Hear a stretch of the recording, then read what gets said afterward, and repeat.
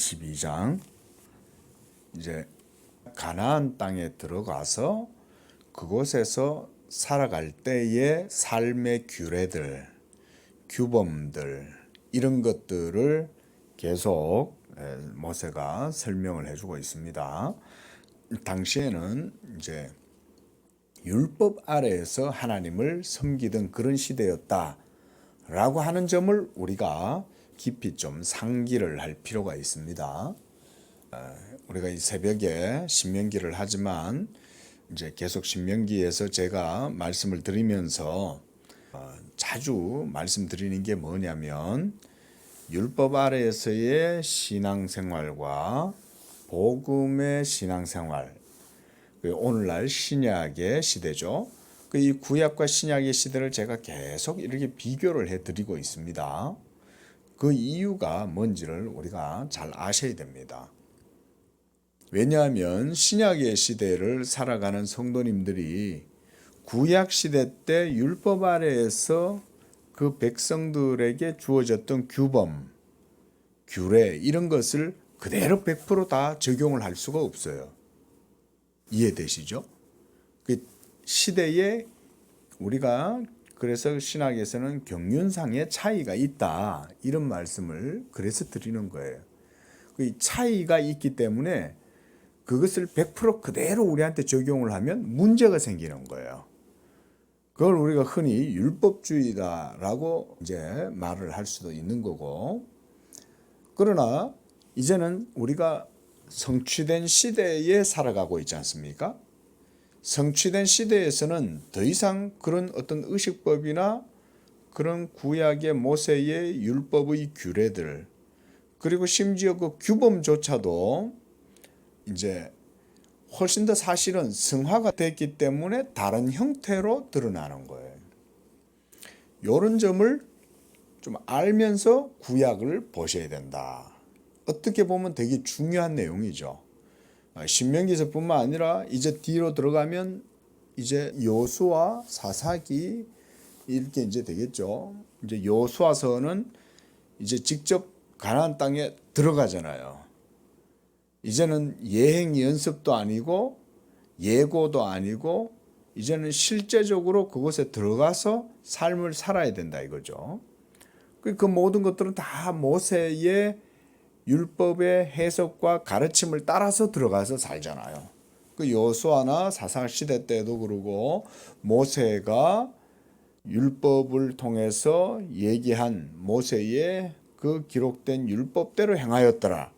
이런 게 이제 모세 이후에 여호수아와 그리고 사사기와 그다음 모든 이스라엘의 역사 속에 그 일이 이루어지는 거죠. 그 히스기야 왕도 나중에 보면 모세의 율법대로 종교개혁을 단행하잖아요. 그 계속 이제 그 구약 시대 때의 모든 종교적 영적인 가치는 다 모세의 율법을 중심으로 해서 이루어진다는 것을 보여주는 거죠. 하지만 신약 시대 때는 이제 그것을 넘어서는 거죠. 우리가 기독교 신앙생활에 있어서 하나님의 말씀을 배우고 영적인 생활을 함에 있어서 바로 이런 점들을 우리가 바르게 잘 배워야 영적 생활이 가능한 거예요. 우리가 영적인 생활이 기독교의 신앙의 삶이잖아요. 근데 그걸 하나님의 말씀에 근거해서 영적 생활을 한다라고 할 때 그럼 하나님 말씀이 뭐냐? 그걸 알아야 영적 생활을 할 거 아니에요. 그런데 영적 생활을 정작 하려고 보니까 구약 성경에서 모세는 이렇게 율법에 대해서 계속 얘기를 해주거든요. 그러니까 성도님들이 어떨 때는 헷갈리는 거예요. 피를 먹지 말라고 그랬는데 이때 어떻게 해야 됩니까? 여기 왜 뭐 이렇게 여자는 남자의 옷을 입지 말고 남자는 여자의 옷을 입지 말라고 그랬는데 그런 거 율법을 어기는 거잖아요. 그런 걸 우리한테 어떻게 적용하냐 이런 문제가 생기는 거죠. 자, 이런 걸 이제 어떻게 해석해야 되느냐. 그뿐만이 아니죠. 6절에서도 보면 뭐 길을 가다가 나무에나 땅에 있는 새의 보금자리에 새가 있을 수도 있고 알이 있을 수도 있잖아요. 그런데 어미 새가 그 새끼나 알을 품은 것을 보거든 그 어미새와 새끼를 아울러 같이 취하지 말라는 거죠. 아이고 꽝 잡고 그 알도 줍고 야 오늘 행제했네. 그래 이럴 수 있지 않습니까?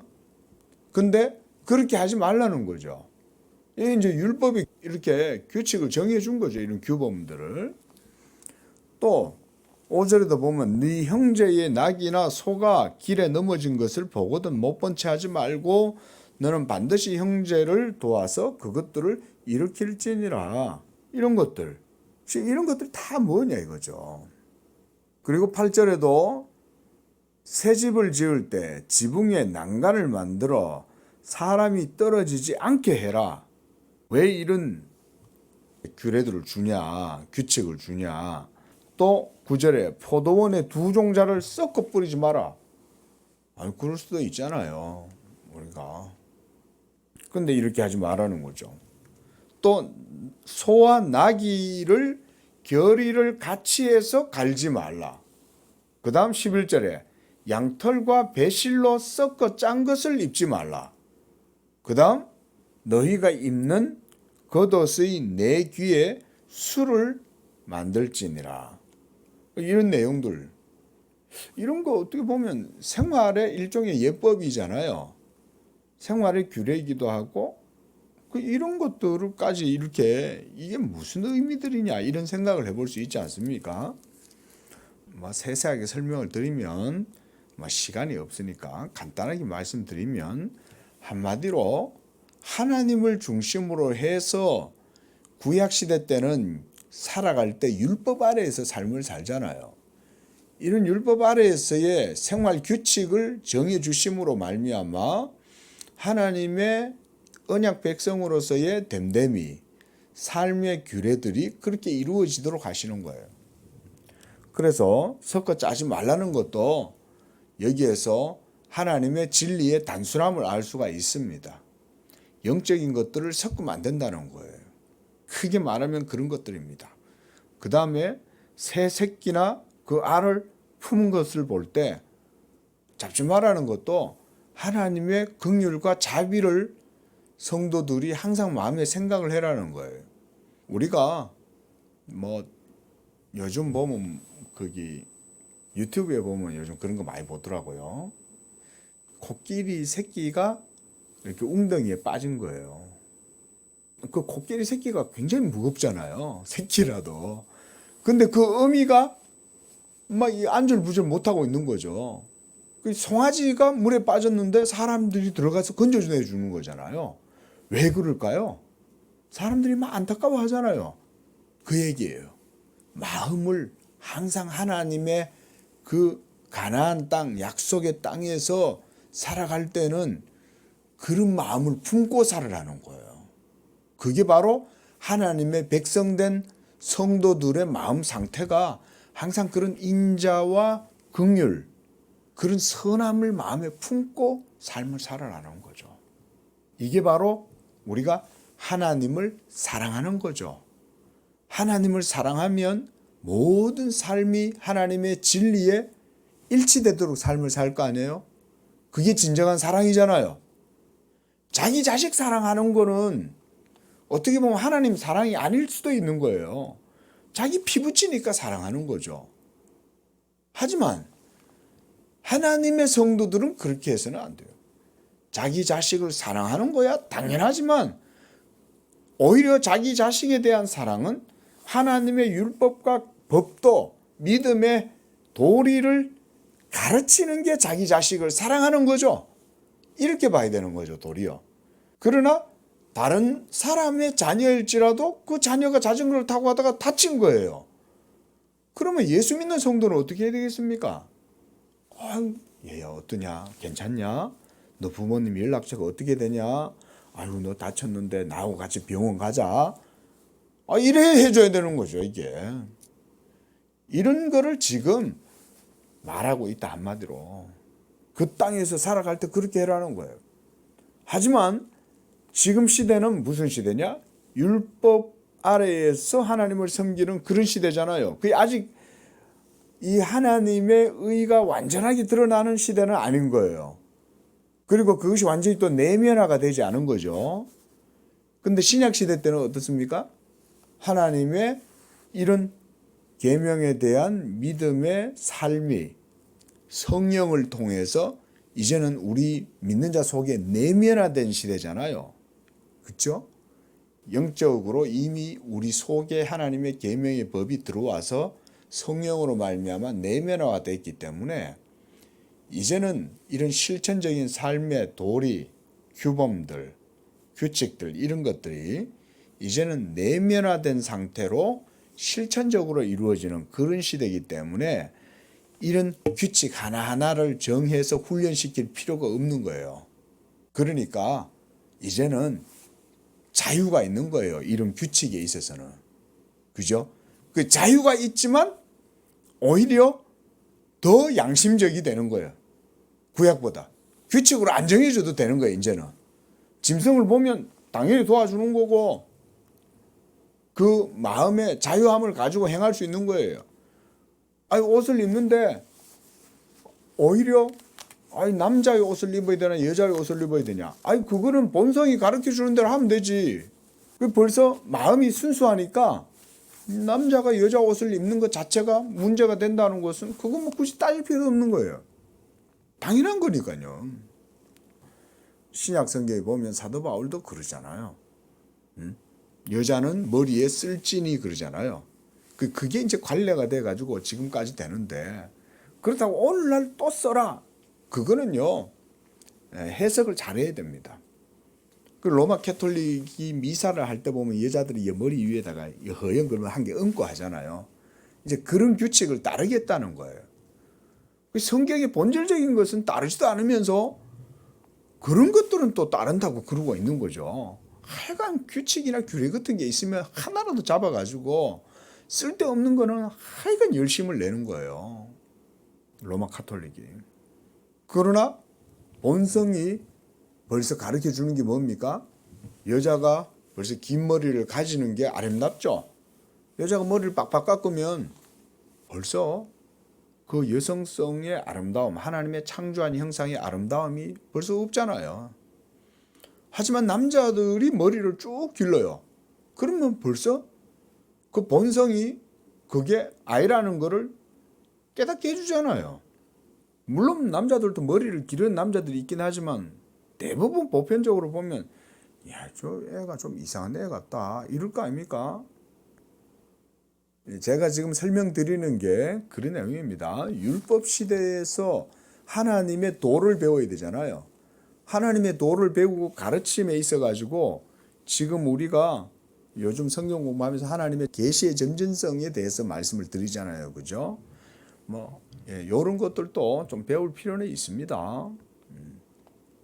하나님의 말씀이 저 하늘나라에 있는 진리가 이 땅 가운데 임하게 될 때 바로 하나님이 이런 율법을 통해 가지고 그 삶을 살게 하고 그의 역사 속에 드리워지는 과정을 통해서 이스라엘 백성들이 실제적으로 그 율법 아래에서 삶을 살아가는 거예요. 우리는 지금 그렇게 살지 않죠. 그죠? 우리는 율법 아래에서 살지 않잖아요. 이미 다 이루어진 복음의 시대에서 지금 삶을 살아간단 말이에요. 하지만 이스라엘 백성들에게는 하나님이 그런 삶을 살게 함으로써 사실은 우리 대신 그런 삶을 그 사람들은 사는 거예요. 그래서 일종의 전형적인 모습을 보여주는 거예요. 이게. 그러니까 우리가 그걸 보고 배우는 거예요. 그게 율법이 그런 뜻이구나. 그리고 지금 이제 23장 이런 것도 다 마찬가지입니다. 23장에도 보면 거기도 보면은 고자와 음경이 잘린 자. 이런 거 보면 우리가 사도행전에서 유명한 사람 있지 않습니까? 고자. 에디오피아의 여왕 간다게의 국고를 맡고 있는 고자 있지 않았습니까? 그 내시. 그 내시도 어릴 적에 이게 그 고환이 제거가 됐을 거 아니에요. 옛날에는 궁중에 있는 왕실에서는 그 왕의 후궁들을 내시들이 돌봐야 되는데 이 내시들이 이게 음경이 있으면은 그 왕들의 후궁이나 첩들을 이렇게 자꾸 건드니까 다 이걸 이제 그걸 시킨 거 아닙니까? 거세를. 그러면 그런 사람은 10대에 이르기까지 도 여호와의 정에 들어오지 못하리라. 그러면 어떻게 구원을 받겠어요? 근데 에디오피아 내시는 예수를 믿고 구원을 받죠. 벌써 시대가 달라진 거예요. 그 내시가 사도행전에 기록된 이유도 다 이유가 있는 거예요.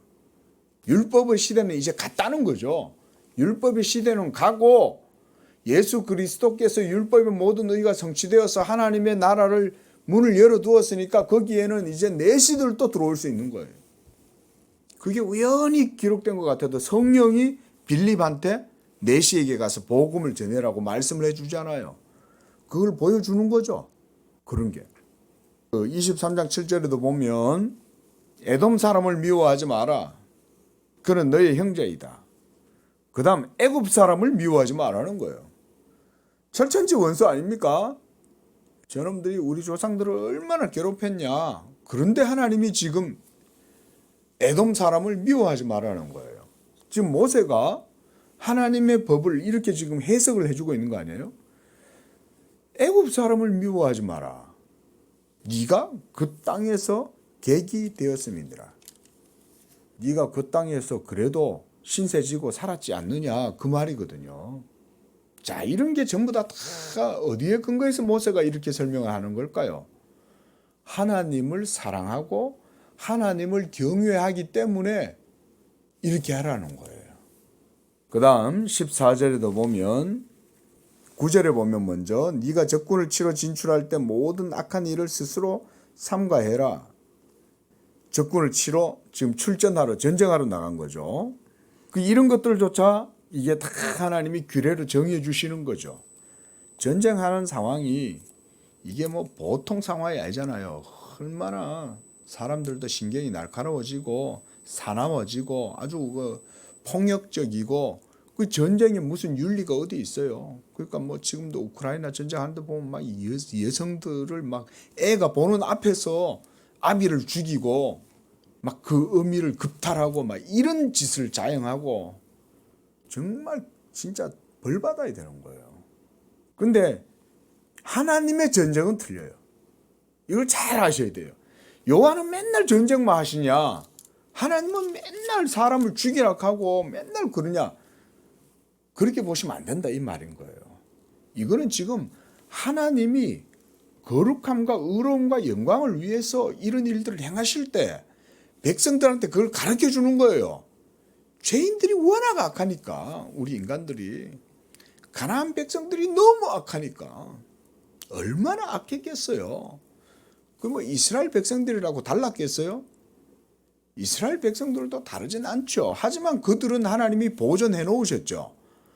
언약 백성으로 야곱의 자손들로 하나님이 번성하게 하면서 어떻게 보면 가나안 땅에서 이스라엘 백성들이 계속 있게 안 하고 애굽에 내려보내신 것도 하나님의 깊은 뜻이 있는 거예요. 그렇죠?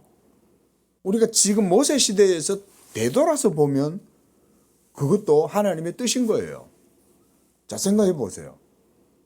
400년 동안 가나안에서 야곱이 애굽으로 안 내려가고 거기서 살았다고 쳐봐요. 그러면 이스라엘 백성들이 어떻게 됐겠어요? 언약이 어디 있어요? 아브라함과 이삭과 야곱에게 준 언약은 싸그리 다 제거가 됐겠죠? 아닙니까? 분명히 그렇게 될 거 아닙니까? 그러면 시나이라고 하는 거는 진짜 털끝 하나도 찾을 수 없는 상태가 됐을 거 아니에요? 100% 그렇게 됐을 겁니다. 아니, 율법이 있어도 이스라엘 백성이 결국은 그 율법에 걸려 넘어졌잖아요. 율법이 있어도. 하물며 야곱 이후에 야곱이 요셉의 손에 이끌려 가지고 애굽으로 내려가잖아요. 근데 그런 일이 없이 야곱 족속이 가나안 땅에서 400년 동안 번성했다고 한번 쳐보십시오. 오히려 가나안의 본토백이들보다 더 악해졌을 거예요. 근데 하나님이 자기 백성들을 자기 언약의 신실함으로 그 백성들을 이끌어 가시는 거죠. 그게. 그러니까 애굽에 내려가 가지고 거기서 종살이를 하게 만드는 거죠. 종살이도 안 하면 안 되는 거예요. 종살이를 해야 배우는 거예요. 이게 종살이를 해야 배우는 거예요. 종살이를 안 하면 교만하고 오만하고 해갖고 하나님의 법도 없이 막 세상 사람들 살듯이 똑같이 살 거 아니에요. 우리 예수 믿는 성도들에게도 동일한 겁니다. 우리가 예수 믿음을 가졌을지라도 여러분들의 의지와 노력으로 결단으로 그 믿음이 유지되는 게 아니에요. 하나님이 은혜를 주셔가지고 그 믿음이 여러분 속에 유지가 될 수 있도록 하나님이 모든 삶을 합력해서 선을 이루도록 해주시는 거죠. 그렇게 해서 하나님을 섬길 수 있는 삶이 되도록 하나님이 붙들어 주시니까 우리가 예수 믿고 사는 거예요. 안 그러면 우리 믿음 다 잃어버립니다. 여기 서 있는 이 부족한 종도 똑같습니다. 정말입니다. 정말 연약한 사람 아닙니까? 예. 저는 그래요. 개인적으로. 하나님이 저한테 돈을 많이 주셨다. 재산이 많다. 그러면 저는요, 정말 제 하고 싶은 대로 하고 살라고 그럴 거예요. 지난 삶을 돌아보면 하나님이 제 삶에 있어서 부족한 게 없게 해주셨어요. 하나님은 정말 세심합니다. 최소한 여러분들에게 있어서는 하나님을 어떻게 고백하는지 몰라도 제 개인적인 삶에서 하나님은 정말 세심한 분이에요. 그래서 저는 그걸 교리적으로 설명드리는 게 아니라 실천적으로 경험하고 말씀드리는 거예요. 제가. 그 제 교리의 설명 같은 걸 들어보시면 저는요, 그냥 교조적으로 설명 안 해요. 왜냐하면 제가 그런 하나님의 말씀을 경험하면서 살았기 때문에 작은 것 하나도 안 놓치세요. 정말. 정말 그러세요. 심지어 하나님이 적극적으로 도와주세요. 적극적으로. 그게 하나님의 말씀과 관련됐을 때는. 하나님께서 특히 저의 은사에 관련된 것들은 하나님이 엄청 적극적으로 도와주시더라고요. 제가 그런 걸 많이 깨달았어요. 아, 하나님이 이런 거는 정말 빨리 반응하시는구나. 하나님이 이런 건 지체하지 않고 하시는구나. 이런 건 정말 많이 깨닫습니다. 여러분들의 삶도 마찬가지고요. 예수 믿는 모든 삶도 마찬가지입니다. 전쟁할 때도 하나님이 이렇게 규칙을 정해주는 거 아닙니까? 전쟁이 누구에게 속한 겁니까? 하나님께 속한 거잖아요. 전쟁은 여호와께 속했으니까 전쟁할 때도 하나님의 법칙대로 하나님의 율법의 뜻대로 행하라는 거예요. 그러니까 적군들을 잡았을 때도 자비를 베풀어주고 긍휼을 베풀어주라는 거예요. 제가 볼 때는 저 우크라이나가 참 그래도 전쟁을 할 때 보면 포로들이 잡히잖아요. 그럼 그런 포로들이 잡혔을 때 그런 포로들한테 떡과 물을 먹여주잖아요. 그 사람들이. 선량한 거예요, 우크라이나가. 그 하나님이 그런 걸 다 보시는 거예요, 이게. 15절에 종이 그 주인을 피해서 너에게로 도망하거든 너는 그의 주인에게 돌려주지 말고 네가 네 성읍 중에서 원하는 곳을 택하여 너와 함께 네 가운데 거주하게 하고 그를 압제하지 마라. 또 17절에 이스라엘 여자 중에 창기가 있지 못할 것이고 또 남창이 있지 못할 것이다. 이것도 뭡니까?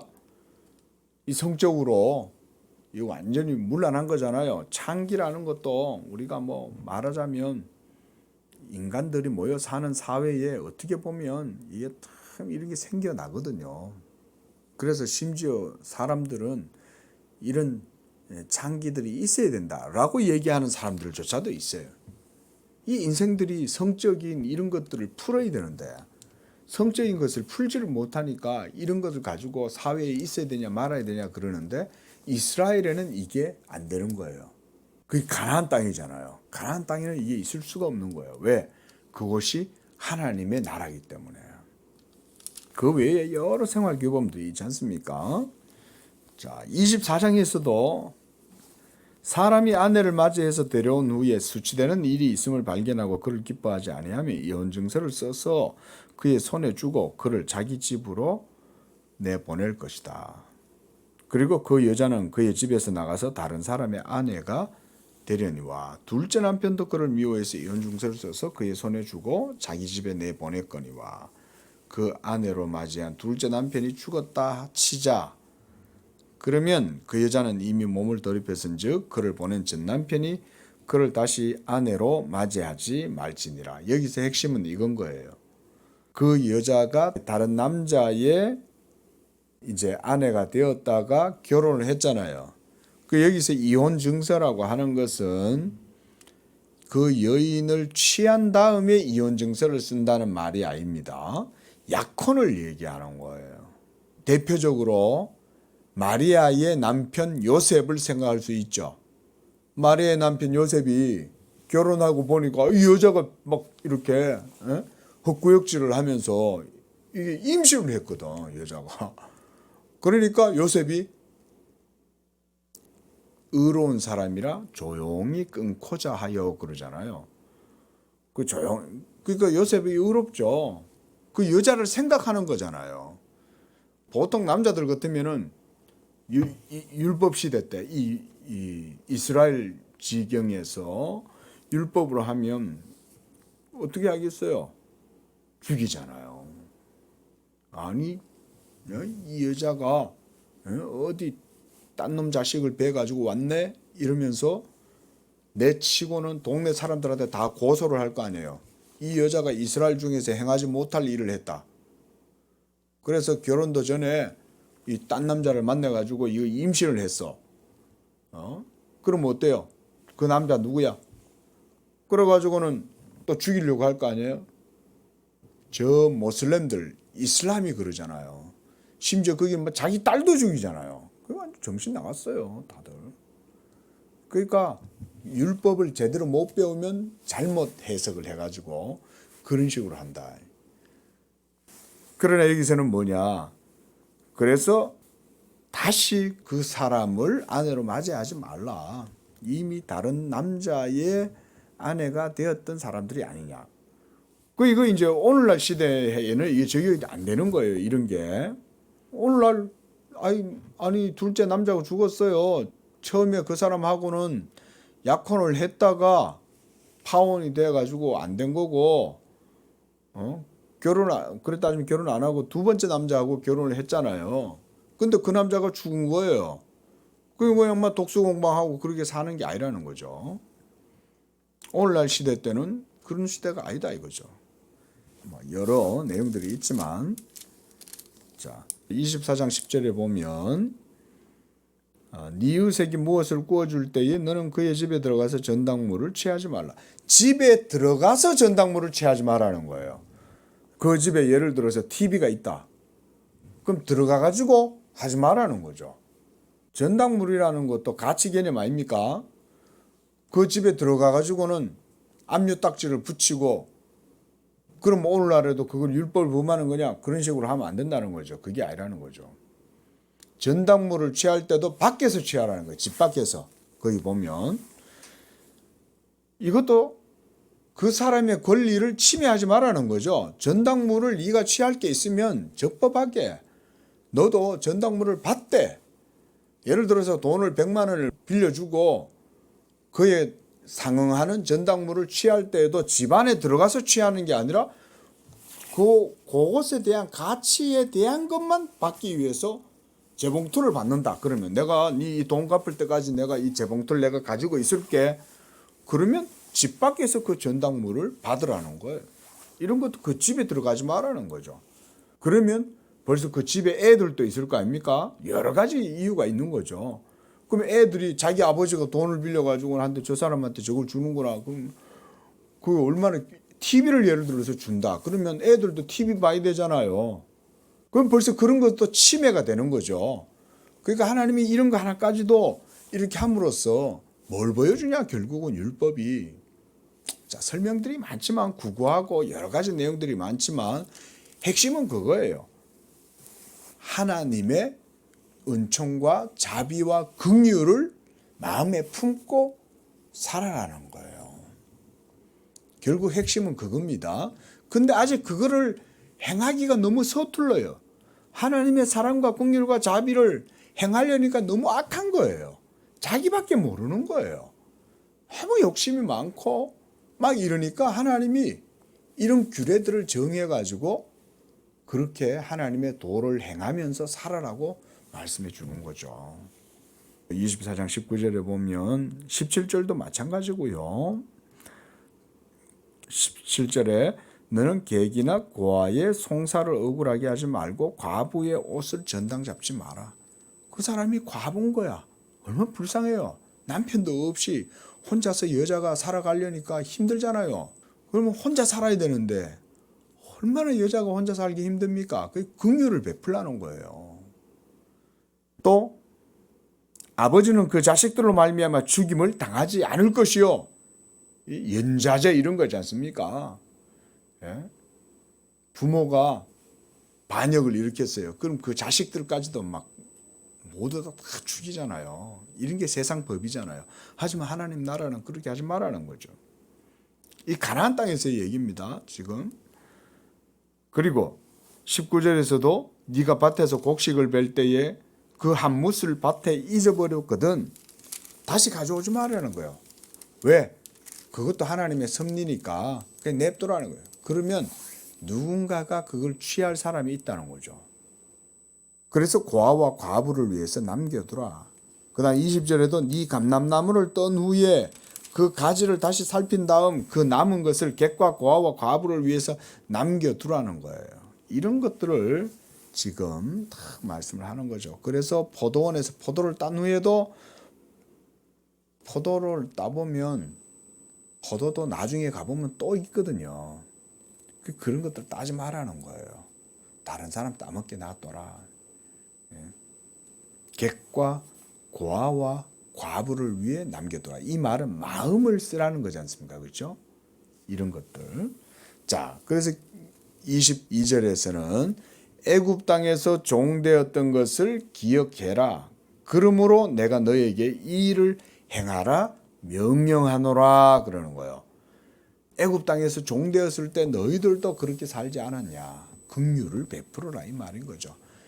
예. 기도하겠습니다. 자비하신 아버지 하나님, 우리를 긍휼히 여기셔서 애굽 땅 종되었을 때에 우리를 불러내시고 예수 믿게 하셔서 이제 하나님의 구원의 은혜를 입고 이 복음을 값없이 우리에게 베풀어 주셨습니다. 이 값없는 은혜로 우리가 하나님의 긍휼과 자비를 덧입고 삶으로 우리도 또한 애굽 종되었던 때를 생각하고 하나님 객과 고아와 과부를 돌볼 수 있는 그런 넉넉한 마음을 주시고 항상 긍휼히 여기고 하나님의 사랑을 드러내는 복된 삶을 살아가도록 도와주옵소서. 예수님의 이름으로 기도합니다.